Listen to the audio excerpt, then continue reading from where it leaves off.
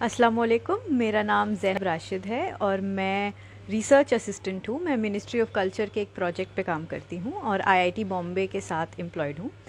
और मैं खिदमत ट्रस्ट की खिदमत एक नॉन गवर्नमेंटल ऑर्गेनाइजेशन है, उसकी वाइस प्रेसिडेंट भी हूँ।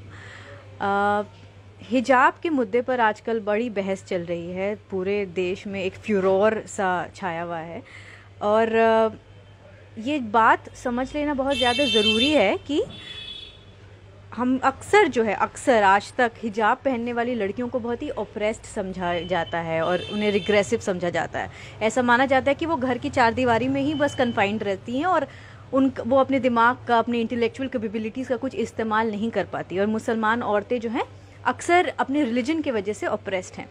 हाउएवर ये बिल्कुल गलत धारणा है, क्योंकि आप देखेंगे कि आजकल बहुत सारी लड़कियाँ, ज़्यादातर लड़कियां हिजाब के साथ साथ अपना एजुकेशन हासिल कर लिए हैं, टॉप कॉलेजेस में जा चुकी हैं। जैसे मैं खुद अल्हम्दुलिल्लाह अच्छे एजुकेशन हासिल करी है। मैं लेडी श्री राम कॉलेज की पढ़ी हुई हूँ, मैंने दिल्ली यूनिवर्सिटी से मास्टर्स किया है और अब मैं अच्छी जॉब कर रही हूँ। तो ऐसी बहुत सारी लड़कियाँ हैं जो इस एजुकेशन के मामले में हिजाब के साथ आ रही हैं। हिजाब उन्हें रोक नहीं रहा है, बल्कि हिजाब उन्हें आगे बढ़ा रहा है। सो हिजाब is acting as an enabler rather than making themselves regressive, it's making them progressive. मेरा नाम राबिया सरवत है और मैं एक इलेक्ट्रोफिजियोलॉजिस्ट हूँ। ये मेरा फाइनल ईयर चल रहा है और अभी मेरी इंटर्नशिप हॉस्पिटल में चल रही है। एंड आई एम वियरिंग बुरखा एज वेल एज हिजाब।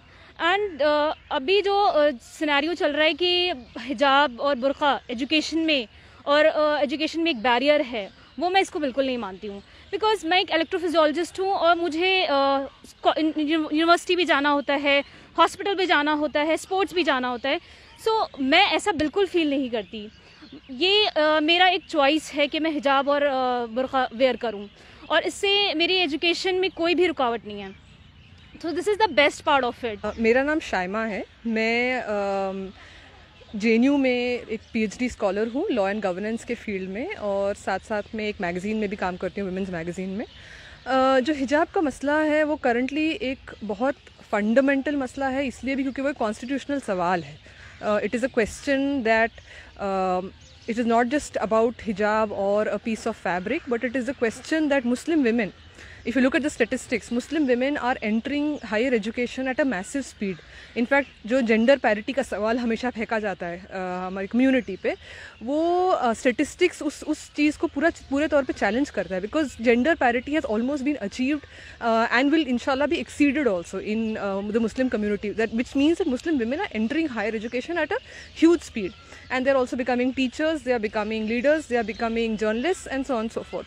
So to say that hijab is a opponent or in some way blocking them from education is a false challenge, because you are putting the choice, a false choice in front of Muslim women to say कि आप या हिजाब चुने या आपने education चुने. And this choice is something that this false imposition of a choice is not something that the Constitution supports. The Constitution supports absolute freedom of religion, freedom of dress, and most importantly, it guarantees the right to education.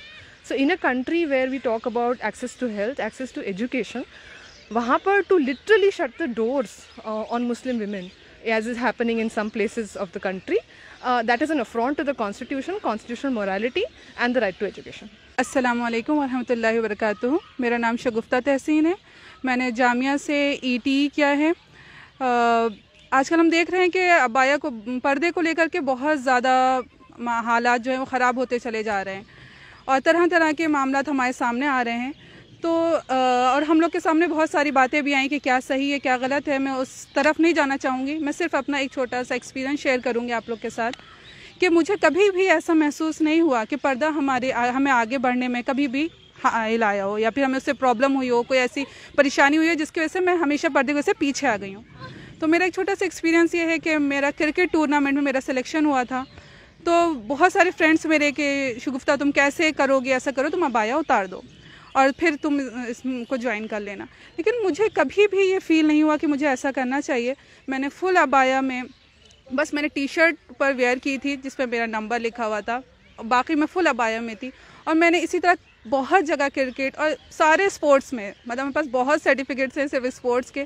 तो मैंने हर field में मैं गई और मुझे बहुत अच्छा लगता है। और मुझे ऐसा लगता है कि अबाया ही एक ऐसी चीज़ है जो मुझे ज़्यादा स्ट्रॉन्ग करता है।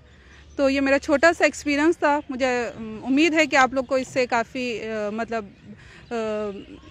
इससे आप लोग को एक अच्छी अप्रोच मिलेगी कि ऐसा नहीं है कि हम अबाया के साथ कुछ नहीं कर सकते, हम अबाया के साथ हर काम कर सकते हैं जो हम चाहते हैं। Thank you.